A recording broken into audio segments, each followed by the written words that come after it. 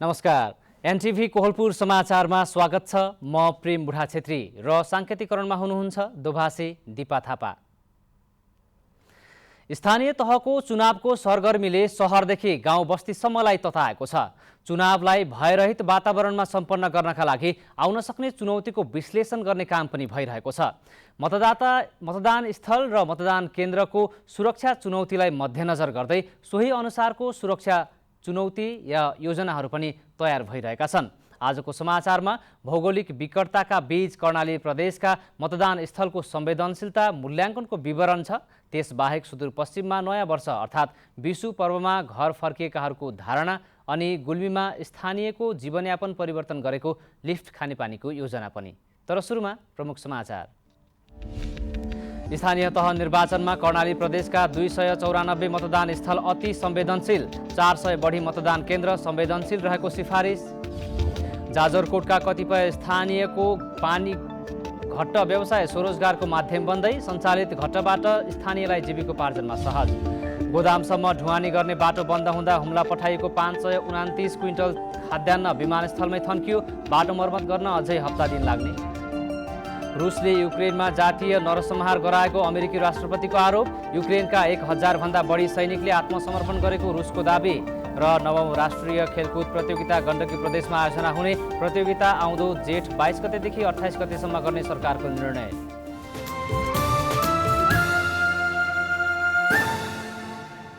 समाचार अब विस्तारमा। आगामी वैशाख 30 मा हुने स्थानीय तहको निर्वाचनका लागि कर्णाली प्रदेशका मतदान केन्द्रको संवेदनशीलता आकलन गरी सुरक्षा तयारी बढाइएको छ। स्थानीय तह निर्वाचनमा कर्णाली प्रदेशका 400 बढी मतदान केन्द्रलाई संवेदनशील मानिएको छ। त्यसैगरी अति संवेदनशील मतदान स्थल 294 वटा रहेका छन्। अन्य 208 वटालाई सामान्य सूचीमा राखिएको छ। जिल्ला सुरक्षा समितिको सिफारिसका आधारमा निर्वाचन आयोग कर्णाली प्रदेश कार्यालयले मतदान स्थल र मतदान केन्द्र संवेदनशीलतालाई वर्गीकरण गरेको हो। निर्वाचन आयोग कर्णाली प्रदेश कार्यालयका अनुसार सुरक्षाका दृष्टिले कर्णालीमा 400 वटा मतदान केन्द्रलाई संवेदनशील वर्गमा राखिएको हो। प्रदेशभर 907 मतदान स्थलमा 1385 मतदान केन्द्र रहेका छन्।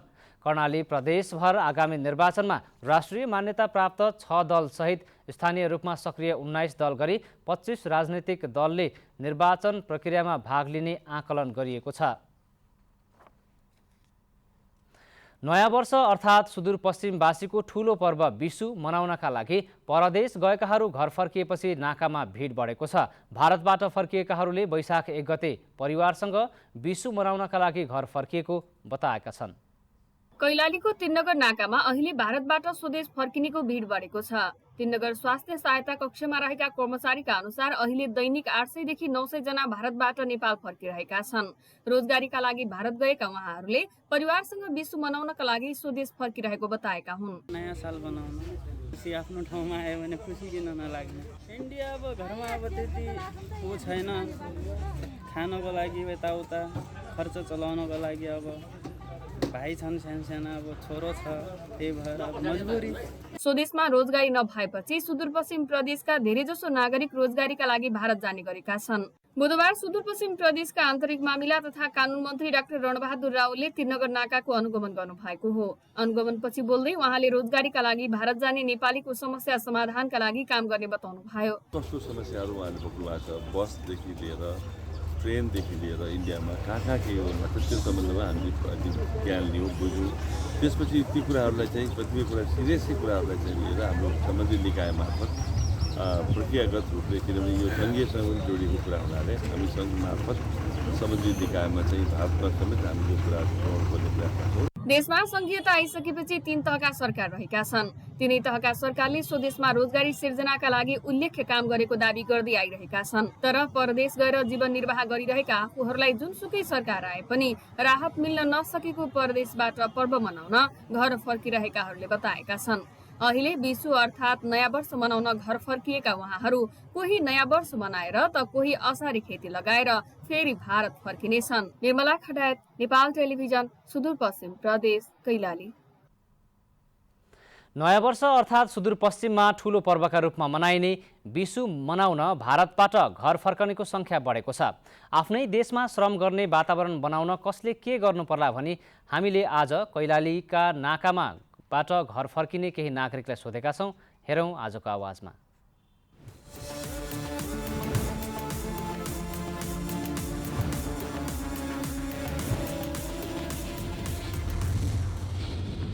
यहाँ नौकरी मिल जाए तो मैं का जीना लोड पड़ा। यहाँ मान लो अपन ठाव में सबको जन्म पलल सब कुछ हो, अपन ठाव में इतना दिन के बाद एक खुशी एक अलग रहत नहीं, सब कुछ रहत नहीं। मैं खुसी आफ्नो ठाउँमा आयो भने खुसी किन नलाग्ने। इन्डिया अब घरमा अब त्यति ऊ छैन, खानको लागि यताउता खर्च चलाउनको लागि अब भाइ छन् सानसाना, अब छोरो छ, त्यही भएर अब मजबुरीले गइयो। अब के गर्नु, यतैतिर राम्रो नोकरी भइदियो भए इन्डिया जान सायद नपर्ने थियो क्या हो। अब यतातिर अब त्यस्तै हो, अब नोकरी पनि मिल्छ, अब त्यसले केही हुन्न यतातिर, त्यही भएर इन्डियातिर जाने। खुसी त लागिहाल्छ आफ्नो घरमा आएपछि। रोजगारी भइदिएको भए बस्नु, रोजगारी छैन गाउँघरमा। नयाँ वर्ष पनि त मनाउँछ क्या अब आफ्नो गाउँठाउँमा त खुसी नलाग्ने त कुरै भयो। आफ्नो ठाउँ त आफ्नै ठाउँ हुन्छ। अरे क्या यहाँ रोजगार त्योहारी मिलायो भने जानुको हामीले जरुरी थोरै छ। बेरोजगार भएर त हामी दौडाउँदैछौँ। त्यही यहाँ कामको सिलसिला नयाँ रोजगारी मिल्दैन, बाध्यताले जानु पर्दछ। त्यो त लागिहाल्छ के गरिदियोस् जनताप्रति काम गर्ने हिसाबको नेता भयो हुन्थ्यो हामीलाई, जो जीवलाई नहेरेर जनताको विकास प्रेमी नेता चाहन्छ हामी। विकास अनि जनताको चाहिने मर्मलाई बुझ्ने रोजगारी सिर्जना यहीँ केही त्यस्ता किसिमका काम कल कारखाना होस् अथवा कृषि कार्यक्रमै ल्याओस्, यस्ता किसिमका बनाउने नेता चाहन्छौँ हामी।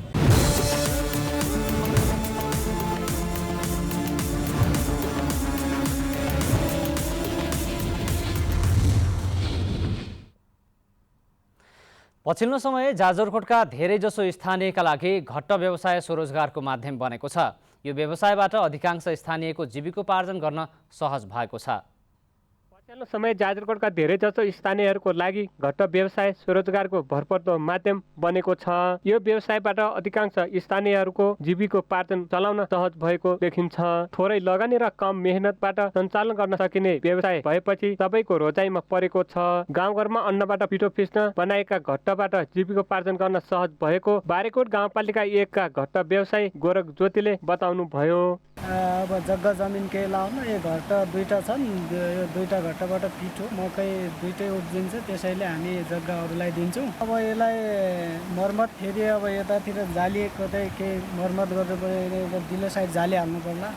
त्यस पछाडि अब फलामी सुबेहरू केही यसो योजना बनाउनु पर्ला। पानीबाट सञ्चालन हुने घट्टमा काठको पुदालो तथा पाइपबाट सञ्चालन हुन्छन्। अहिले सबैको सजिलो र जीवनस्तर परिवर्तन गर्न समेत यसले ठुलो टेवा पुर्याएको नलगा नगरपालिका 5 सिर्केका घट्ट व्यवसायी भागिन्ते रावलको भनाइ छ।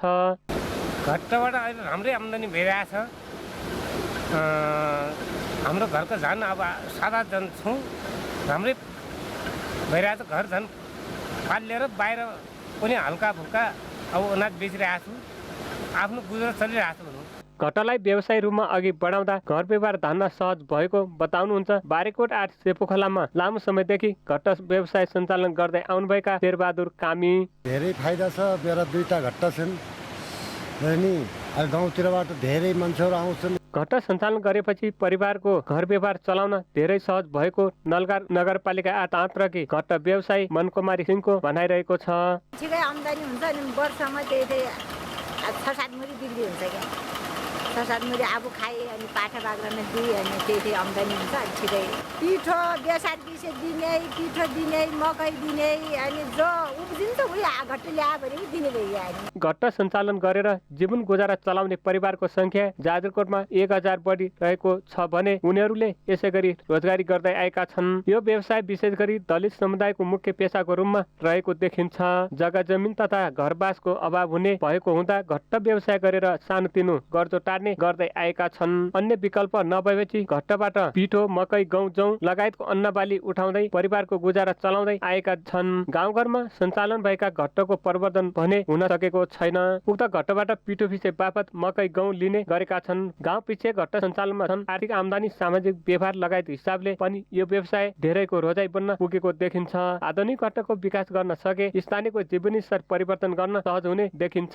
यसका लागि स्थानीय तह, प्रदेश, सङ्घ सरकारले घट्ट सञ्चालन गर्ने व्यवसायीहरूका लागि नयाँ कार्यक्रम सञ्चालन गरेर उनीहरूलाई थप टेवा दिनु आवश्यक देखिन्छ। बद्री पन्त, नेपाल टेलिभिजन, जाजरकोट। समाचारको क्रम जारी नै छ। अहिलेलाई एकैछिनको विश्राम।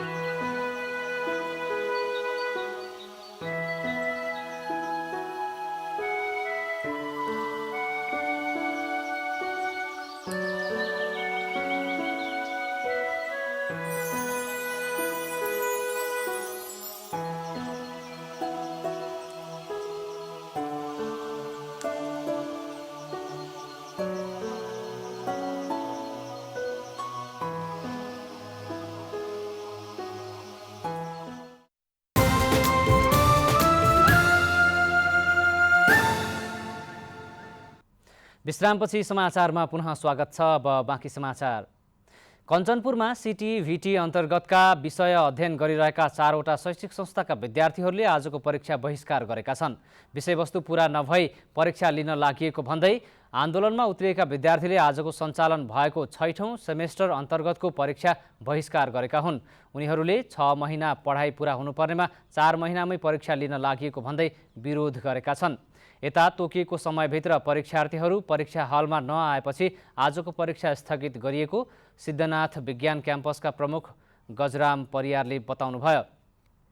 यसअघि गत बिहीबार विद्यार्थीहरूले सिटी-भिटीको परीक्षा कक्षा सञ्चालन हुने भिरकुटी माध्यमिक विद्यालय, पूर्णा माध्यमिक विद्यालय, बैजनाथ इन्जिनियरिङ कलेज र महेन्द्र माध्यमिक विद्यालयमा तालाबन्दी समेत गरेका थिए। दाङमा संस्थागत विद्यालयले सामाजिक उत्तरदायित्व अन्तर्गत गरिब विपन्न परिवारका विद्यार्थीलाई लक्षित गरेर छात्रवृत्ति प्रदान गर्न थालेका छन्, जसले गर्दा जेहेन्दार तर गरिब विपन्न परिवारका विद्यार्थीले सहज रूपमा शिक्षा पाउने वातावरण बन्न थालेको हो। राप्ती गाउँपालिका वडा नम्बर 1 भालुवाङ स्थित लिटिल एन्जल स्कुलले आउँदो शैक्षिक सत्रदेखि 40 जना विद्यार्थीलाई छात्रवृत्ति प्रदान गर्ने भएको छ। निजी विद्यालयहरूले विद्यार्थीलाई छात्रवृत्ति प्रदान नगर्ने व्यावसायिकता मात्र ध्यान दिने गरेको आरोप लाग्ने गरेको छ। तर जिल्लामा घोषित रूपमै लिटिल एन्जल स्कुलले 40 जना विद्यार्थीलाई छात्रवृत्ति प्रदान गरेर निःशुल्क रूपमा पढाउने भएको हो। राज्यले निर्धारण गरेको समावेशी र विद्यार्थीको क्षमता गरी 2 आधारमा छात्रवृत्तिका लागि विद्यार्थी छानिने विद्यालयका प्रधानाध्यापक विश्वेश्वर खनालले बताउनुभयो। आर्थिक समस्याका कारणले धेरै बालबालिकाहरूले आफूले चाहेको विद्यालयमा अध्ययन गर्न नसकिरहेको हुँदा हामीले उहाँको ती बालबालिकाहरूको चाहनालाई र ती बालबालिकाहरूले चाहेको विषयलाई र त्यो उद्देश्य पूरा गर्नको लागि छात्रवृत्तिको कार्यक्रम हामीले अगाडि ल्यायौँ। कक्षा 1 देखि 7 सम्म अध्ययन गर्न चाहने विद्यार्थीहरूलाई केन्द्रित गरेर छात्रवृत्ति लागू गर्न खोजिएको हो। प्युठान, अर्घाखाँची, दाङलाई कार्यक्षेत्र बनाएको विद्यालयले खुल्लाबाट 28 जना विद्यार्थी र आरक्षणबाट 12 जना गरी 40 जना विद्यार्थीलाई छात्रवृत्ति प्रदान गर्न थालिएको हो। छात्रवृत्तिबाट गरिब विपन्न समुदायका जेहेन्दार विद्यार्थीले अध्ययनको लागि अवसर पाउने विद्यालयका प्रबन्ध निर्देशक शोभाकर भुसालले जानकारी दिनुभयो। बोर्डिङ स्कुलहरूले पैसा भएकालाई मात्रै पढाउँछन् भन्ने कुरालाई चिरेर आर्थिक रूपमा कमजोर भएर पढाइमा राम्रो भएका विद्यार्थीलाई पनि बोर्डिङ स्कुलहरूले पढाउँछन् भन्ने कुरा उजागर गर्नको लागि पनि हामीले यो छात्रवृत्ति कार्यक्रम राखेका हौँ। सामाजिक उत्तरदायित्व अन्तर्गत संस्थागत विद्यालयले विद्यार्थी सङ्ख्याको आधारमा छात्रवृत्ति दिनुपर्ने नीतिगत व्यवस्था गर्न जरुरी छ। दशरथ घिमिरे, नेपाल टेलिभिजन, लुम्बिनी प्रदेश, दाङ। गुल्मीको मदाने गाउँपालिका 4 म्याल पोखरीका 325 घरमा खानेपानीको धारा निर्माण गरिएको छ। लामो समयदेखि खानेपानीको समस्या झेल्दै आएका स्थानीयको घर घरमा धाराको पानी पुगेपछि कुवा तथा खोलामा धाउनुपर्ने बाध्यता हटेको छ। गुल्मी जिल्लाको मदाने गाउँपालिका वडा नम्बर 4 म्याल पोखरावासीको घर घरमा गाउँपालिकाले धारा निर्माण गरिदिएपछि स्थानीयलाई कुवा तथा खोलामा जाने बाध्यता हटेको छ। बिहान बेलुका घण्टौं यात्रा गरेर खानेपानीको समस्या झेल्दै आएका स्थानीयलाई घर घरमा धारामा पानी आएको देख्दा दङ्ग छन्। हामीले धेरै सुख पाएका छौँ। राति निद्रा थिएन। राति 3 बजी उठेर पानीको कुवामा पाला बस्नु थियो। धारामा पानी आइरह धेरै सुविधा छ। खास भन्यो नि पानीमा एकदम अहिले हामीलाई सुख भएको छ। पहिलादेखि अहिले एकदम राम्रो छ। पहिला हामी कुवा पँधेर 1-1.5 घण्टा बाटोमा जान पर्थ्यो। अहिले पुस्तौँदेखि कुवा र पँधेरोमा धाउने समस्या टरेको छ भने अर्कोतिर समयको बचत भएको छ। गाई बस्तु र मानिसलाई पिउने पानीको चरम अभाव खेपिरहेका स्थानीयलाई खानेपानीको लागि नागरिकको घर दैलोको सरकारले घरमै धारा निर्माण गरेर पानी ल्याएपछि आफूहरू केही समस्या हटेको स्थानीय बताउँछन्। पानी ल्याउँदै बाटामा लोड्थ्यौँ, त्यो घैँचो फुट्थ्यो। घर आउँदा रित्तो डोको ल्याएर आउँदा घरका नानी गाली गर्थ्यो। हेर्नुहोस्, फेरि दुर्न पर्थ्यो, डराउन पर्थ्यो, के गर्ने? त्यस्तै समस्या भोग्दै आइयो। हेर्नुहोस्, अहिले हामीलाई पानी यो सुख।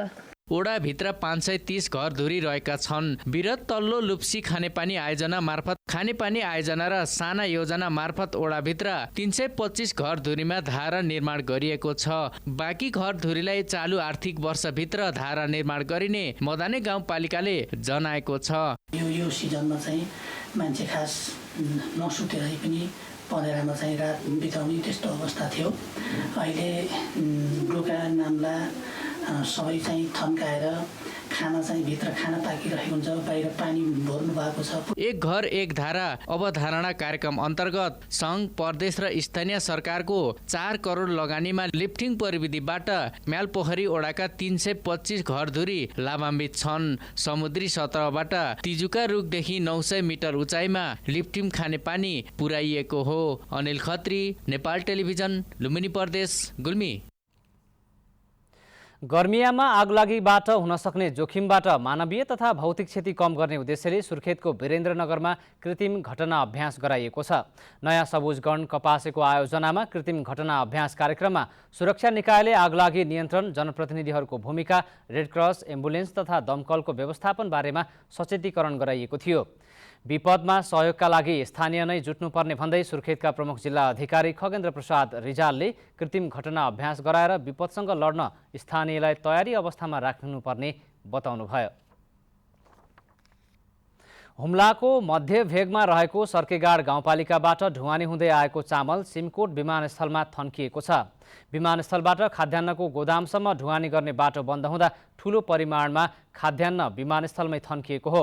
खाद्य व्यवस्था तथा व्यापार लिमिटेड शाखा हुम्लाका अनुसार विमानस्थलबाट लिमिटेडको गोदामसम्म ट्र्याक्टरमा ढुवानी गर्ने बाटो बन्द भएको छ। यसअघि ट्रिपर मार्फत चङ्खेली गाउँपालिकाको सरिसल्ला हुँदै सर्केगाड गाउँपालिकाको सर्केगाड बजारसम्म पुर्याइएको खाद्यान्न हेलिकप्टर मार्फत सिमकोटसम्म ढुवानी गरिँदै आएको थियो। अहिले खाद्यान्न ढुवानी गर्ने सिमकोट स्थित तल्लो बजारको महिला छात्रावास क्षेत्रमा सडक मर्मत भइरहेको हुँदा ढुवानी हुन नसकेको लिमिटेड शाखा हुम्लाले जनाएको छ। हाल सिमकोट विमानस्थलमा 529 क्विन्टल खाद्यान्न रोकिएको छ। सडक बन्न अझै 1 साता बढी लाग्ने बताइएको छ। समाचारको क्रम जारी नै छ, एकैछिनको विश्राम।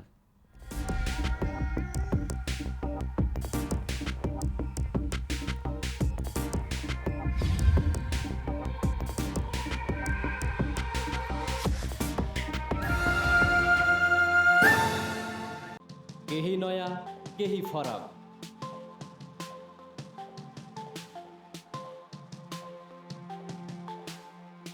राष्ट्रिय सञ्चारको मेरुदण्ड नेपाल टेलिभिजनको प्रादेशिक च्यानल एनटिभी कोहलपुर,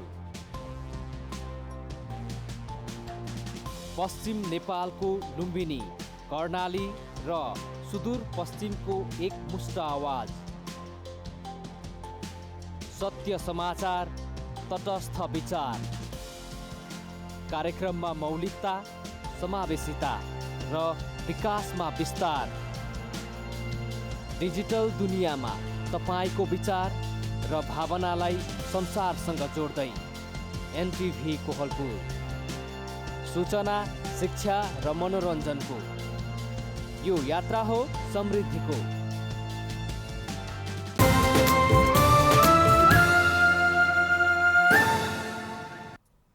तपाईँ एनटिभी कोहलपुर हेर्दै हुनुहुन्छ। अब बाँकी समाचार। नेपालमा आज थप 19 जनामा कोरोना भाइरसको संक्रमण पुष्टि भएको छ भने कसैको पनि मृत्यु नभएको स्वास्थ्य तथा जनसङ्ख्या मन्त्रालयले जनाएको छ।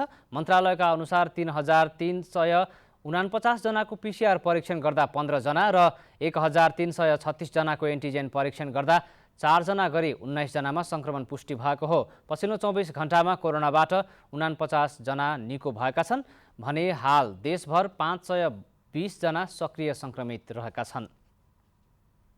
अब अन्तर्राष्ट्रिय समाचार।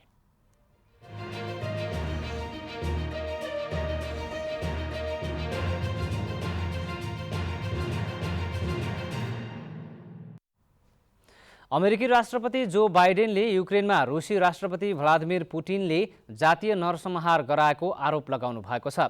पुटिनको आदेशमा युक्रेनमा गएको फेब्रुअरी 24 देखि रुसी सेनाले आक्रमण गर्दै आएको छ। रुसी सैनिकले गैर सैनिकको हत्या गरेका प्रमाणहरू आउने क्रम जारी रहेको बाइडेनले बताउनु भएको छ।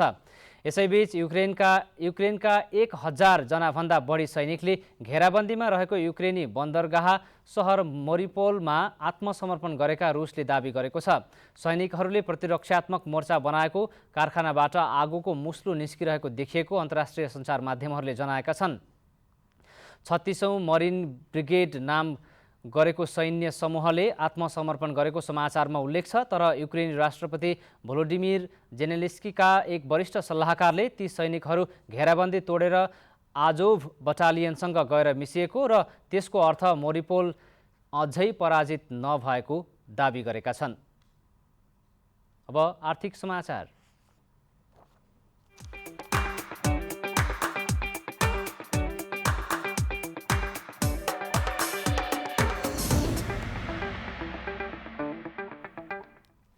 शेयर बजार परिसूचक नेप्से आज 30.24 अङ्कले बढेर 2415.24 बिन्दुमा पुगेको छ। आज शेयर बढे पनि कारोबार रकम घटेको छ। आज 229 कम्पनीको 33,98,000 किता शेयर 1 अर्ब 47 करोड रुपियाँमा कारोबार भएको छ। सबैभन्दा धेरै शिवम सिमेन्टको 8 करोड 43 लाख रुपियाँ बराबरको शेयर किनबेच भयो। आज नेस्डो समृद्ध लघुवित्तको शेयर 10%ले र आरएमडीसी लघुवित्तको शेयर झन्डै 9%ले बढेको छ। दोहोरो अङ्कले बजार बढेको दिन युनाइटेड मर्दी हाइड्रो पावरको शेयर भने 2%ले घटेको छ। अब खेलकुद समाचार।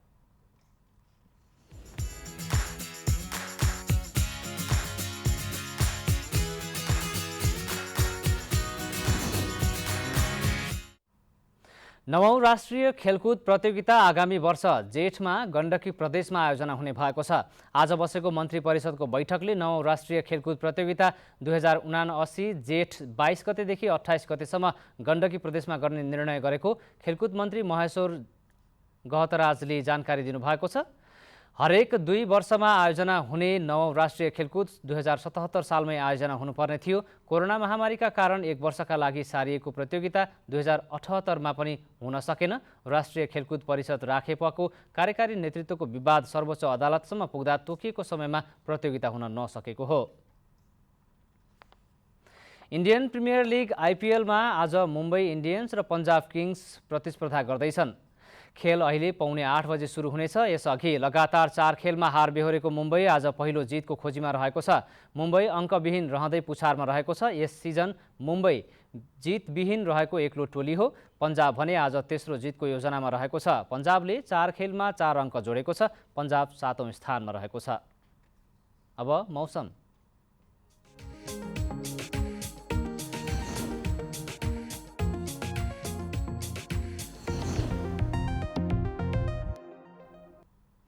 आज प्रदेश 1 बागमती प्रदेश र गण्डकी प्रदेशमा आंशिकदेखि सामान्य बदली रही बाँकी भूभागमा आंशिक बदली रहेको छ। आज राति पनि पूर्वी क्षेत्रका प्रदेशसँगै लुम्बिनी प्रदेशमा आंशिकदेखि सामान्य बदली रही बाँकी भूभागमा मौसम सामान्यतया सफा रहनेछ। प्रदेश नम्बर 1 को पहाडी भूभागका 1-2 स्थानमा मेघगर्जन चट्याङसहित हल्का वर्षाको सम्भावना पनि रहेको छ। अब मौसम सम्बन्धी थप विवरण।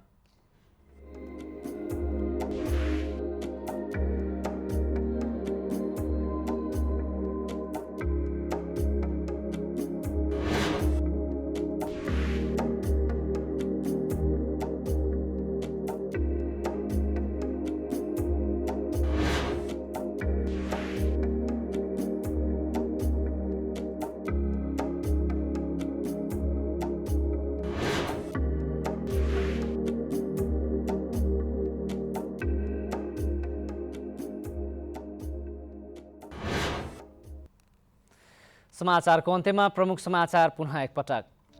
स्थानीय तह निर्वाचनमा कर्णाली प्रदेशका 294 मतदान स्थल अति संवेदनशील, 400 बढी मतदान केन्द्र संवेदनशील रहेको सिफारिस। जाजरकोटका कतिपय स्थानीयका लागि घट्ट व्यवसाय स्वरोजगारको माध्यम बन्दै, सञ्चालित घट्टबाट स्थानीयलाई जीविकोपार्जनमा सहज। गोदामसम्म ढुवानी गर्ने बाटो बन्द हुँदा हुम्ला पठाइएको 529 क्विन्टल खाद्यान्न विमानस्थलमै थन्कियो। बाटो मर्मत गर्न अझै हप्ता दिन लाग्ने। रुसले युक्रेनमा जातीय नरसंहार गराएको अमेरिकी राष्ट्रपतिको आरोप। युक्रेनका 1000 बढी सैनिकले आत्मसमर्पण गरेको रुसको दाबी।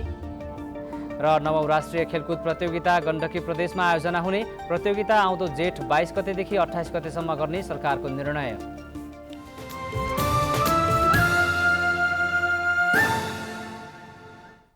हवस् त अहिलेलाई समाचारको सिलसिला यति नै। बिदा दिनुहोस्।